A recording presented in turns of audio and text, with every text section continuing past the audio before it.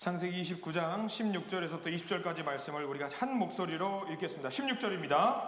라반에게 두 딸이 있으니 언니의 이름은 레아요 아우의 이름은 라헬이라.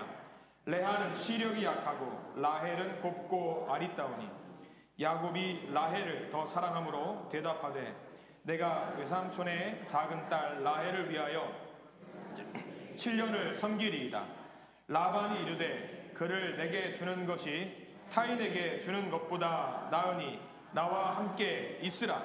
야곱이 라헬을 위하여 7년 동안 라반을 그를 사랑하는 까닭에 7년을 며칠같이 여겼더라. 아멘. 오늘 이 말씀 가운데 하나님의 크신 은혜가 있기를 간절히 기도하고 소망합니다. 우리 옆에 있는 믿음의 성도님들과 그리고 스스로 먼저 고백 한번 해볼까요? 가슴에 손 얹으시고 하나님의 은혜가 지금 저에게 임하기를 기도합니다.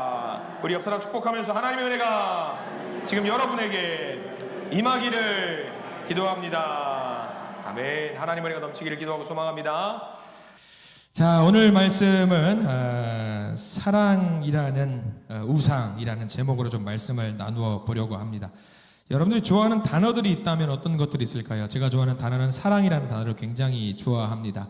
제가 봐도 사랑에 죽고 사랑에 살 것 같게 생기지 않았습니까? 제가 사랑꾼이고 사랑 얼마나 좋은 단어입니까? 사랑한다라는 말을 뱉을 때에 돈이 들어요, 안 들어요? 옆 사람 보고 이야기하세요. 사랑합니다 이야기하시죠. 돈을 청구하시는 분들은 안 계시잖아요. 얼마나 좋습니까? 펑펑 주어도 돈 들어가는 거 들었기만 해도 얼마나 행복합니까? 내가 사랑하는 그 대상을 통해서 또 나한테 내가 사랑을 한다는 말을 들으면 이게 힘이 불끈불끈 솟죠. 우루사, 바카스 뭐 다 필요 없어요. 사랑한다는 말만 들어도 얼마나 좋습니까?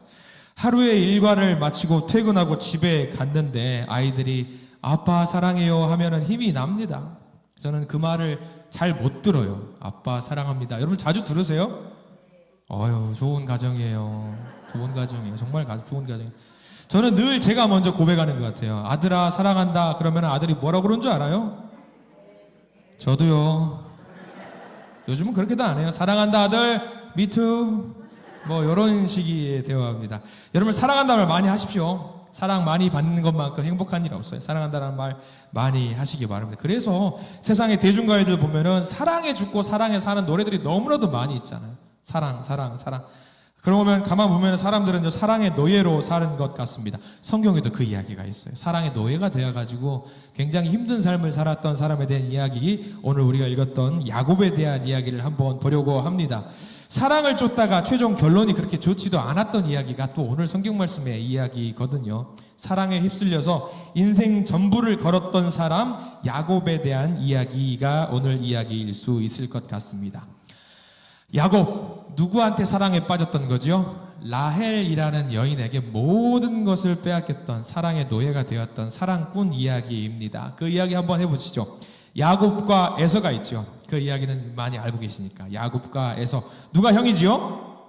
에서가 형입니다. 히브리 민족은 첫째가 모든 복을 다 물려받아요. 거의 90% 이상의 복을 첫째가 다 물려받는 풍습이 있습니다. 그의 아버지가 수명을 다해가지고 죽기 직전에 이삭이 아들에게 축복의 예식을 해주고 싶습니다. 첫째 아들에게 축복을 해주려고 합니다. 첫째 아들 에서, 그리고 둘째 아들 야곱. 에서에게 복을 다 주어야 되는 것이 원래 정상적인 히브리 민족의 풍습입니다. 그 상황을 알고 둘째였던 야곱은 이건 아니다 싶어가지고 잔머리를 굴려서 장자의 권한을 빼앗지요. 장자의 권한을 뺀 것에서 끝나는 것이 아니라 아버지를 속여서 장자의 축복을 받습니다.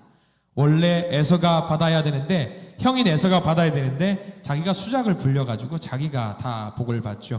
형은 화가 나서 동생을 죽이려고 합니다. 야곱 동생은 형의 위협을 피해서 도망갑니다. 어디로 가지요? 외삼촌 라반의 집으로 피신을 합니다.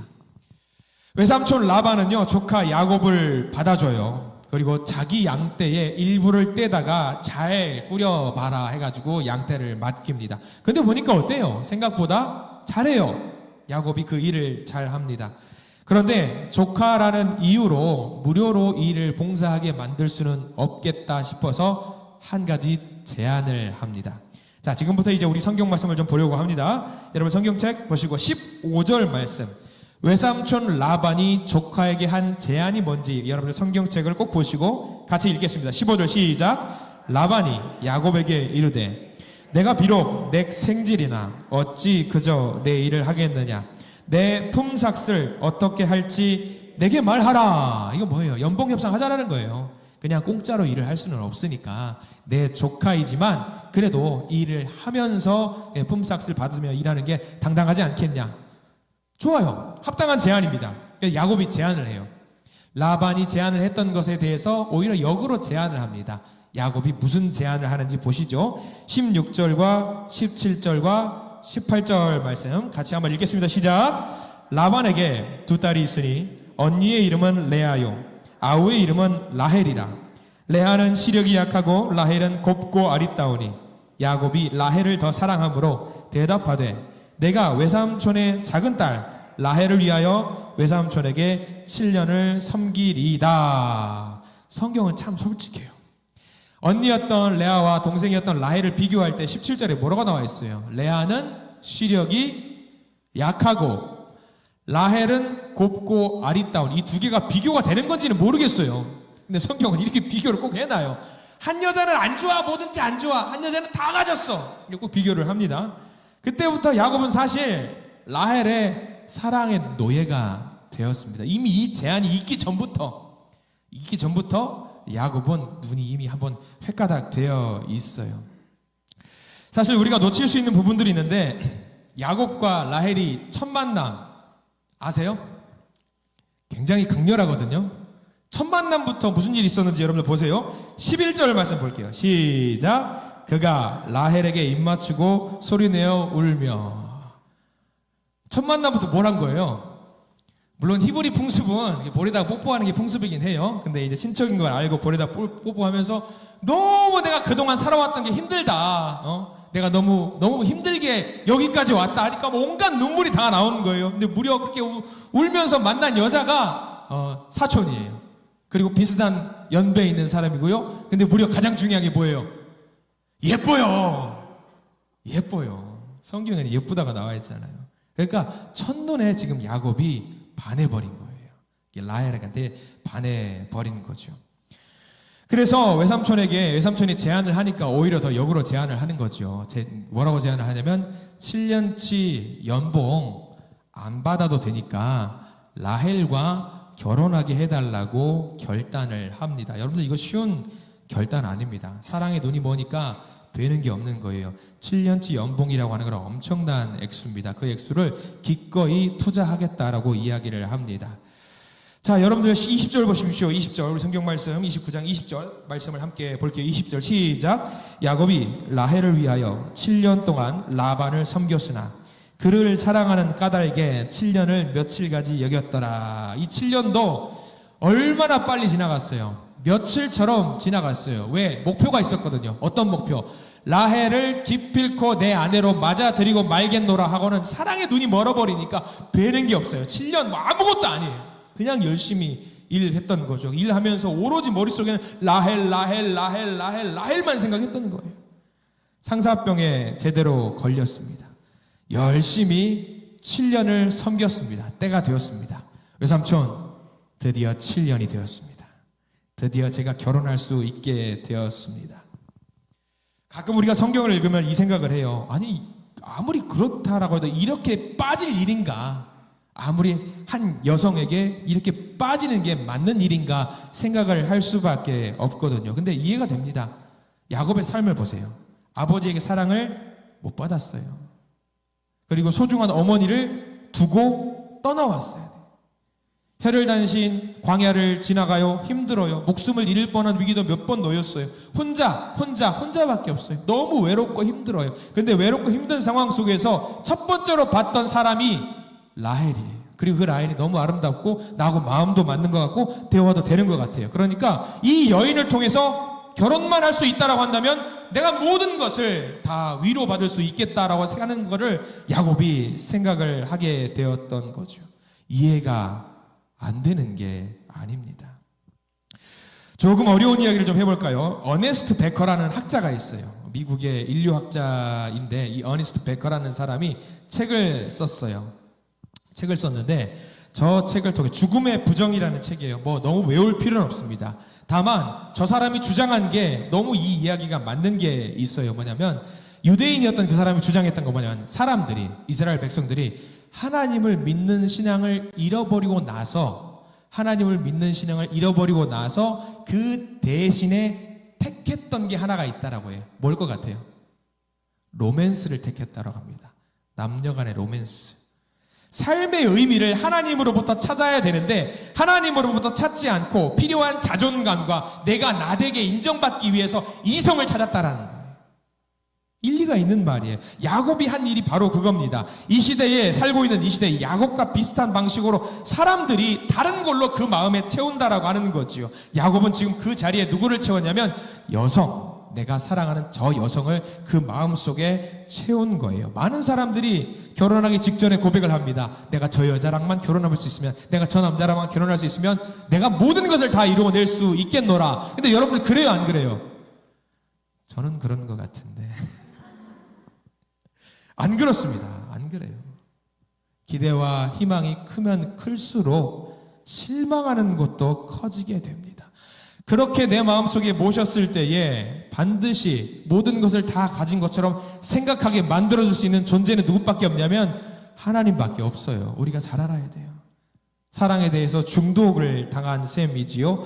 야곱은요, 그 내면이 공허했어요. 채우고 싶은데 채울 수 없었고요. 로맨틱한 사랑이라고 하는 우상 숭배에 빠지게 되었습니다. 그래서 라헬을 얻기 위해서 7년 동안 열심히 일을 했어요.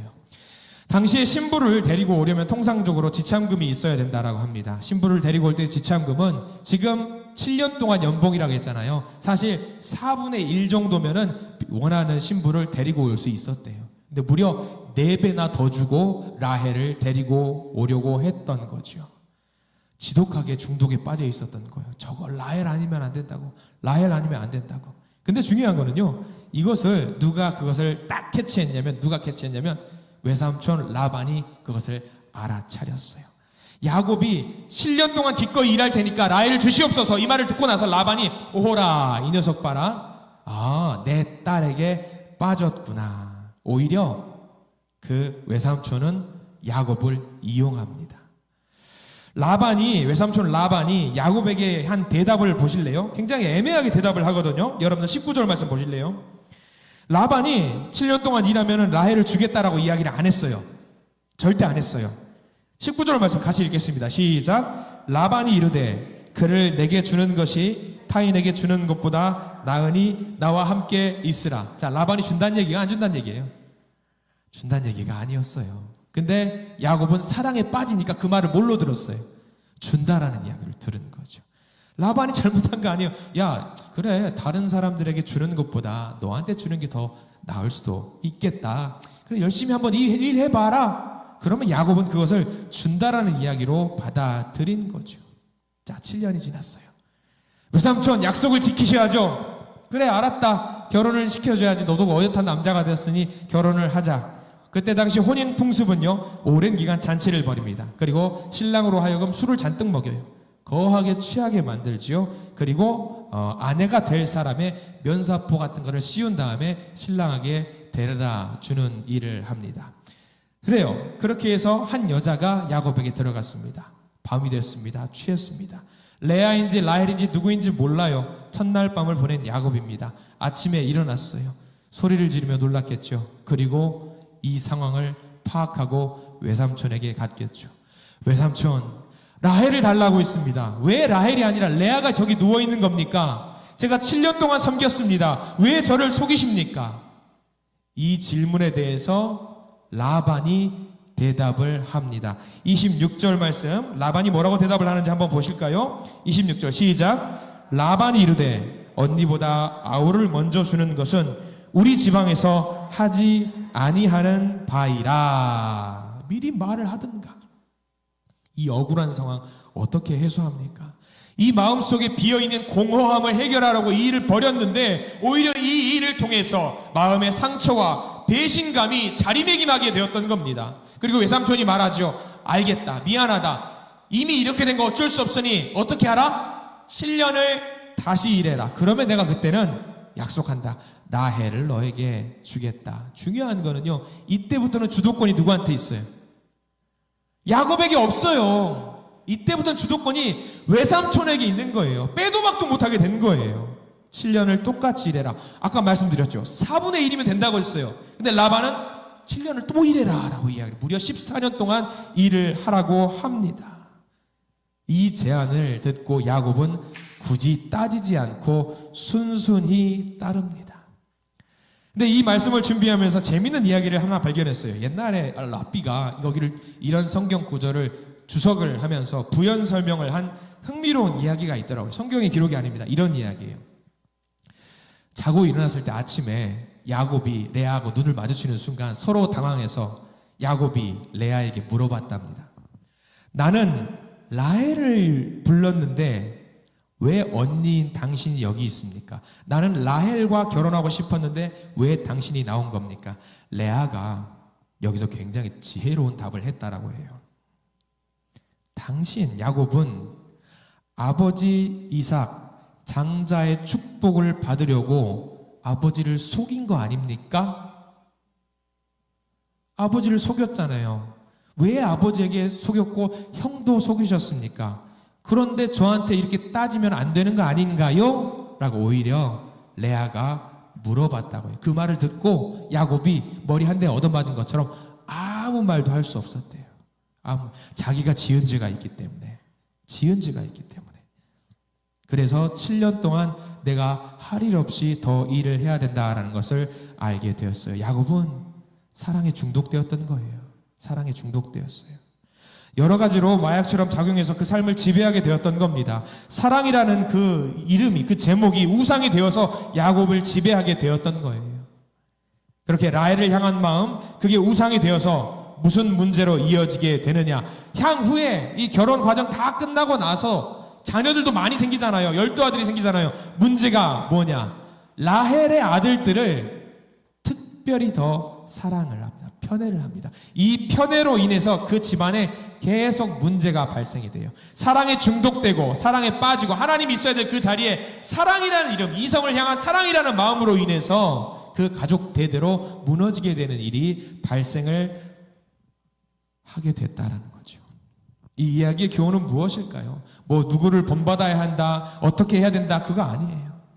간단합니다. 우리 마음속에 하나님이 계시는 공간에 사랑이라는 제목으로 다른 대상을 사랑하는 대상을 두면은 안 된다라는 이야기입니다. 만약에 야곱이 광야에 걸어가다가 광야에서 막 정처 없이 걸어가다가 누웠어요. 자다가 깨보니까 머리맡에서 뭐가 있냐면 천사들이 왔다 갔다 올라갔다 내려갔다 해요.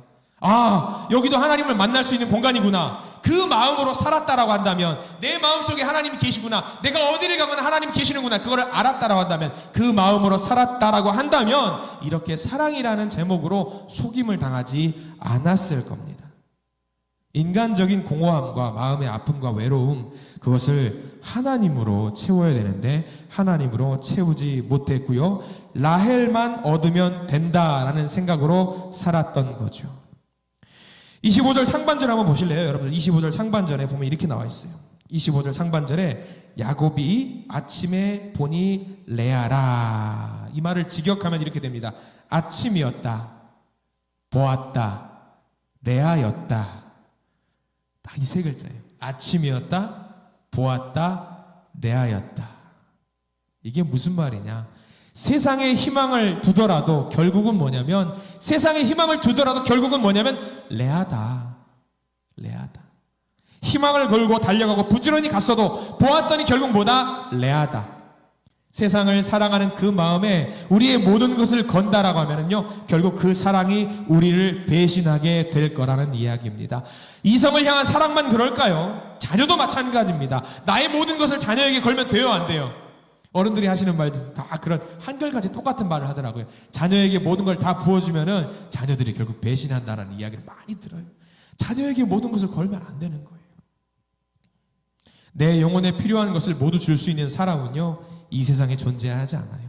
정말로 사랑하는 배우자라고 할지라도, 아무리 선하고 말 잘 듣는 순종하는 자녀라고 할지라도 사람은 결국은 실망을 줄 수밖에 없다라고 하는 거죠.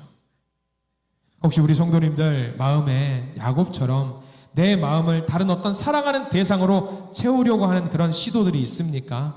이것만 있으면, 내가 이 사람만 있으면 내 인생이 잘 될 것 같다라고 생각하는 마음 아닙니다. 자녀도 아니고요, 로맨틱한 어떤 이성도 아닙니다. 취미도 아니고요, 관계도 아니고요, 운동도 아니고요, 돈, 학위, 명예, 성공 다 아닙니다. 그 어떤 걸로도 내 마음은 채울 수가 없습니다. 우리는 오로지 하나님의 형상으로 지음을 받았기 때문에 하나님으로만 채울 수 있다라는 사실을 믿으시기 바랍니다. 이 시간 나를 있는 모습 그대로 하나님 앞에 모든 것을 내려놓으시기 바랍니다. 주님 앞에 내 마음을 여시고 이 마음 주님 아니면 안 된다라고 여러분들 믿으시기 바랍니다.